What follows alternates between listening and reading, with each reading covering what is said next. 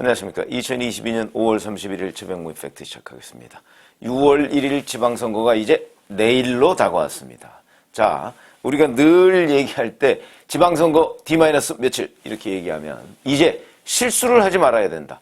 그러면서 가장 큰 변수는 자기 지지층을 얼마나 투표장으로 많이 끌고 가느냐, 뭐 이런 거라고 말씀을 드린 적이 있죠. 그 중에 대표적인 게 실수입니다. 실수. 실언. 선거라는 게, 또 정치라는 게 말로 하는 거 아니겠습니까? 그러다 보니까 그 실언이 불러오는 후폭풍, 뭐 지방선거 또는 뭐 총선 뭐 여러 차례 그런 것들이 많이 있었죠. 그게 이제 그 중에 대표적인 게 예를 들어서 자기 지지층을 투표장으로 끌고 가는 것도 문제지만 자칫 실언을 해서 상대당의 지지층이 투표장에 몰려가도록 하는 것, 이것도 대단히 패착이죠. 그런데 바로 그 장면이 또 나왔습니다. 어디서 나왔느냐? 민주당에서 나온 거죠. 윤호중 공동비대위원장, 요새 뭐 박지원 공동비대위원장하고 이런저런 뭐 봉합됐다고는 하지만 이런저런 갈등으로 뉴스의 중심이 되고 있는 인물이죠.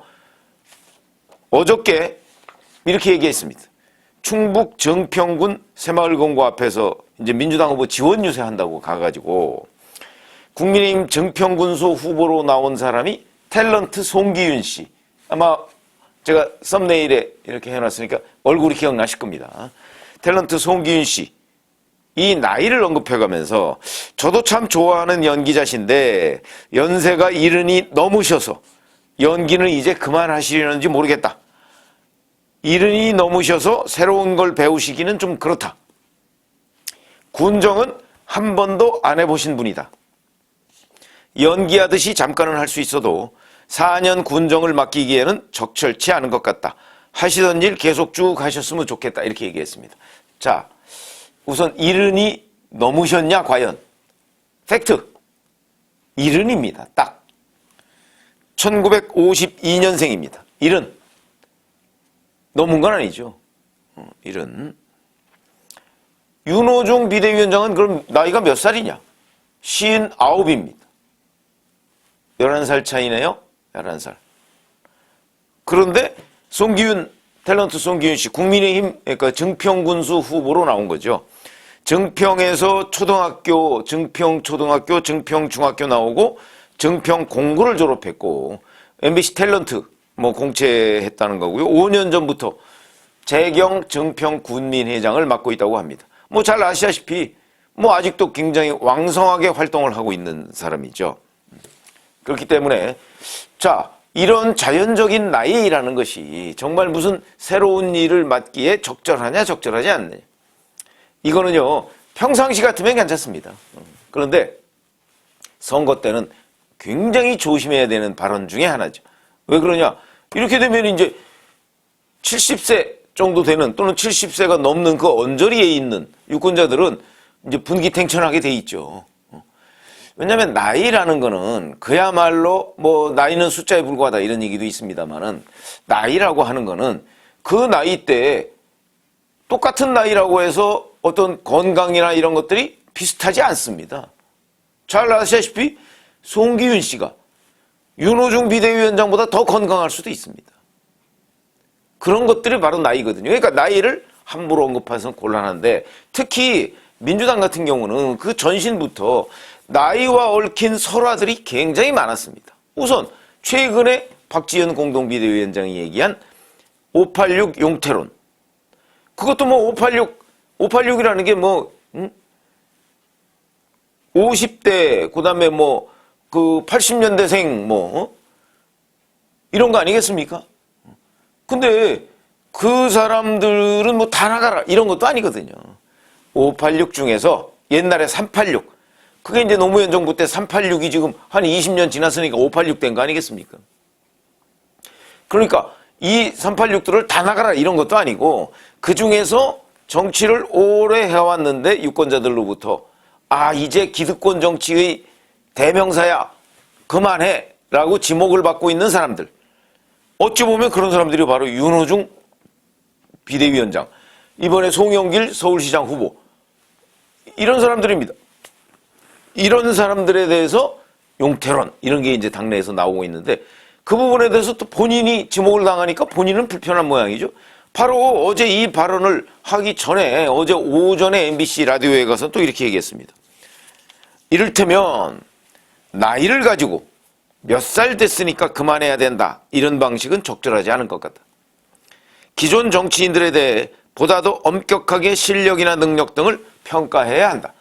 이렇게 얘기해놓고 오후에는 증평군에 가서 70살인 송기훈 후보를 향해서 나이를 언급해가면서 새로운 걸 배우기는 좀 그렇다 이렇게 얘기할 수가 있는 거. 본인이 오전에 얘기한 거 기억을 되살린다면 이럴 수가 없는 거죠. 이거는 결국 잣대를 여러 개를 들고 다닌다. 그건 정치인으로서는 굉장히 치명적이다. 더군다나 유권자들한테 표를 얻겠다고 그런 사람의 발언으로 이게 오전 다르고 오후 다르다. 뭐 그 당에 이재명 후보도 뭐 그렇긴 합니다만은 대선 때 검토하다가 김포공항 폐쇄 공약을 검토하다가 이건 도저히 안 되겠다 그래서 버린 카드를 다시 지금 인천 계양을 해가서 들고 나온 거죠. 저는 뭐 인천 계양을 해서는 그게 도움이 된다고 봅니다. 왜냐하면 김포공항 없애면 우선 항공기 소음, 그 다음에 그 주변 개발 뭐 이런 거 되겠죠. 그러니까 계양을 해는 도움이 될 텐데 공항이 없어짐으로 해서 김포공항이 지금 담당하고 있는 교통 수요가 얼마나 많습니까? 근데 그러니까 다른 지역 사람들이 다 피해를 보고 특히 서울 시민의 피해가 굉장히 클 것이다 그렇게 본다면 제주, 부산, 서울 이런 데는 다 이 부분에 대해서 부정적으로 생각하겠죠. 계양을 주민은 좋아할 겁니다. 그러니까 이건 무슨 얘기냐? 자기 선거가 어려워지니까 모르겠다 나부터 살고 보자. 이거 아닙니까? 이거는 초선 처음으로 도전하는 사람은 그럴 수 있습니다. 그러나 적어도 이재명 성남시장 경기도지사를 했고 그 다음에 대선 후보까지 도전해서 대통령이 될 뻔한 사람이 할 수 있는 그런 정치 지도자가 할 수 있는 얘기는 아니다. 그러니까 오히려 유인태 전 국회 사무총장 같은 사람도 경솔했다. 이렇게 지적을 하는 거죠. 자, 어찌됐든 간에. 근데 이게 오전 다르고 오후 다르고. 근데 제가 이제 정동영의 기억 뭐 이런 얘기를 했는데 바로 그겁니다. 2004년 이른바 열린우리당 때죠. 노무현 정부 때.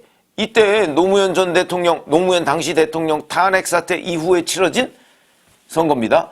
열린우리당이 압도적으로 이길 것이다 라고 평가가 나왔었는데 그렇지도 않았습니다. 물론 과반은 확보했습니다만. 왜 그러냐? 바로 정동영 열린우리당 의장. 지금으로 얘기하면 공동비대위원장, 대표 뭐 이런 격이죠. 지금 민주당의 전신입니다. 2004년 3월에 총선이 4월 달에 있었는데 한 달 앞두고 정동영 선대위원장이 이렇게 얘기했습니다. 60대 이상 70대는 투표 안 해도 괜찮다. 집에서 쉬셔도 된다. 이걸 이제 노인 폄하 발언이라고 해서 당시 한나라당이 집중 공격하니까 정동영 의장이 비례대표 후보직을 사퇴하면서 사과한 적이 있습니다. 이게 이제 그 이름도 유명한 노인 폄하 발언입니다. 60대 이상 노인들은 집에 가서 쉬어야 한다. 그 얘기를 하는 바람에. 근데 그 정동영 열린우리당 의장이 지금 70대가 됐습니다. 저는 그때 기자였는데 제가 그때 정치부 차장 뭐 이런 거 하고 있을 때인데 저도 이제 60대가 되었습니다. 세월 그렇게 바뀌는 겁니다. 바로 그런 거를 이 당시에 윤호중 비대위원장, 지금 공동비대위원장, 국회의원이었습니다. 누구보다 이 사태를 잘 압니다. 그런 사람이 지금 70 되면은 이제 새로운 걸 배우시기에는 좀 그렇다라고 발언을 한 거다. 이게 정말 가능한 얘기냐. 그것만 있는 게 아니고 8년 전이군요. 벌써 서른 민주당 의원. 그때 관광공사 감사로 임명된 사람이 누구냐면 잔이윤, 윤종승 씨죠. 그 당시 나이가 78세입니다. 글쎄 뭐 제가 보기에도 좀 많기는 합니다. 그러나 나이를 가지고 얘기해서 되겠습니까? 서른 의원이 뭐라고 했냐면 그 나이면 누가 봐도 쉬어야지 왜 이 일을 하려고 하느냐. 쉬는 게 상식이다. 연세가 많으면 활동과 판단력이 떨어져 공무에 적합하지 않다. 이렇게 지적을 했습니다. 그러니까 잔이윤 씨가 무슨 소리입니까? 지금 팔씨름을 해도 그렇고 푸시업을 해도 내가 손루윤보다 자신 있습니다. 라고 해서 화제가 된 적이 있습니다. 뭐 실제 그런 일이 있지는 않았죠. 뭐 거기서 팔씨름을 하고 뭐 그러지는 않았겠지만 나이라는 건 그만큼 예민한 문제고 그다음에 나이라는 걸 잣대로 뭐 누가 건강이 뛰어나냐 아니냐 뭐 이런 걸 얘기하기는 어렵다. 그건 우리 주변에서 뭐 다 아는 얘기 아닙니까? 똑같은 65세라도 뭐 정말 건강한 65세가 있고 65세라도 뭐 활동이 거의 불가능할 정도로 건강이 악화된 65세도 있는 거고 그거를 몇 살 이렇게 해서 딱 잘라서 뭐 활동이 가능한 나이, 활동이 가능하지 않은 나이 이렇게 얘기하기는 어렵죠. 왜냐하면 제가 아는 분 중에는 지금 90이 넘었는데도 왕성하게 기업 활동을 하고 계신 분도 있습니다. 그 이게 뭐가 문제입니까? 더군다나 뭐 증평군수 본인의 경험을 살려서 오히려 관록 있게 경험 있게 할 수 있는 나이가 아닌가 이렇게 생각이 들고요. 그 민주당 출신 중에 이런 사람들 있죠. 잘 아시지만 제가 이게 찾아보다 보니까 2014년 9월에 바로 그 서른 의원이 장이윤 씨한테 뭐 나이를 얘기하면서 뭐 쉬어야지라고 얘기했던 그 같은 해에 민주당의 그 일종의 뭐 원로죠. 권노갑 고문. 기사를 찾아보면 2014년 9월 달에 권노갑 상임고문이 모교인 동국대 대학원에서 영어 영문학 박사과정에 들어간다 하는 기사가 있습니다. 2014년에. 그때 권노갑 고문 나이가 84세입니다. 84세에 영문학 박사에 도전하는 자기 당 고문도 있는데 70세면 쉬어야 된다. 새로운 일을 하기에는 좀 그렇다. 그렇게 얘기할 수 있을까요? 그런데 물론 2014년 이 영문학 박사과정에 도전하기 전에 그 전해에 한국외국어대에서 영문학 석사학위를 받았습니다. 83세의 영문학 석사학위를 그 귀당 민주당의 고문이 받았습니다. 권노갑 고문이. 그럼 이분은 쉬어야 될 나이, 새로운 일을 해야 될 나이를 13살이나 13년이나 지나서 석사학위를 받았는데 이분한테는 왜 그 얘기 안 하죠? 뿐만 아니고 엊그제 21대 후반기 국회의장으로 민주당이 선출해 놓은 사람이 김진표 의원입니다. 김진표 의원이 몇 살인지 아십니까? 1947년생 75세입니다. 75세. 본인들은 국회의장으로 75세인 분을 뽑아서 일을 해 주십시오라고 해놓고 70세, 그보다 5살이나 어린 70세인 증평군수 후보한테 새로운 일을 하기에는 좀 그렇다라고 공격하는 이 기준은 도대체 뭐냐? 그런 것들을 유권자가 윤호중 비대위원장한테 물어야 되겠다. 그리고 이번 지방선거 때 최고령 출마자가 81세입니다. 81세. 2명이나 있습니다. 이분들한테도 글쎄 그게 뭐 어느 당인지는 제가 모르겠습니다만은 이분들한테도 윤호중 비대위원장은 과연 뭐라고 얘기할지. 그래서 평상시 선거 때가 아니면 뭐 이런 얘기 뭐 또 사석에서 뭐 충분히 할 수가 있겠죠. 그러나 선거 때는 나이를 거론하는 거는 예민한 문제고요. 이게 정쟁화된다 하는 점에서 윤호중 공동비대위원장이 그렇지 않아도 이번 지방선거 때 민주당을 위해서 별로 기여한 것이 없다는 비판을 많이 받고 아마 내일 민주당이 참패를 하고 나면은 그 첫 번째 책임자가 바로 이재명, 윤호중 이렇게 될 텐데 송영길까지 아마 요 3인방이 최고의 책임자가 될 텐데 글쎄요. 선거 막판에 또 이런 걸 활용점정이라고 하나요?